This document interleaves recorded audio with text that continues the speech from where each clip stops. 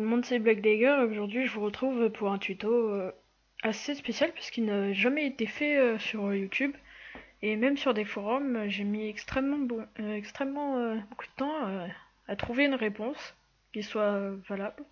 Donc ce tuto s'adressera aux possesseurs d'un Triton.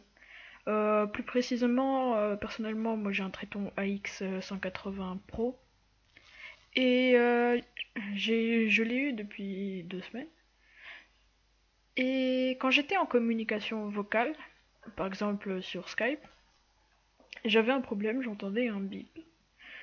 Donc j'ai cherché sur des forums, sur YouTube, et je ne trouvais aucune solution.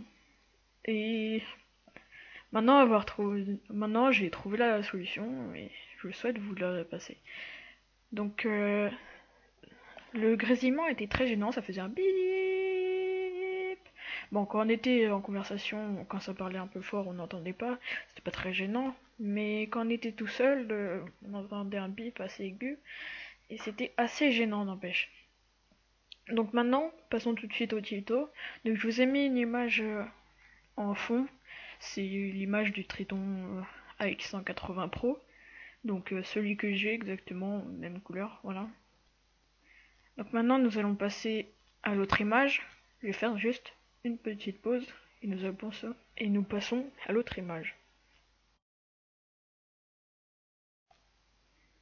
Bon, voilà, nous passons à l'autre image parce que presque toute la partie du tuto va passer sur la manette du Triton.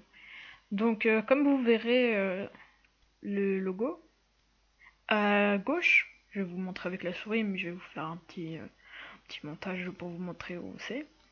Il y aura deux boutons. Des boutons qui se nommeront Xbox PC1 et PS3 PC2. Normalement, le bouton sera calé vers le PC1 Xbox. Et c'est à cause de ça que le micro grésille, qui a une moins bonne qualité. Donc, tout simplement, franchement, tout simplement, un jour j'ai trouvé comme ça, voilà. Il faut changer le PC1 en PC2, bien sûr si vous êtes sur PC.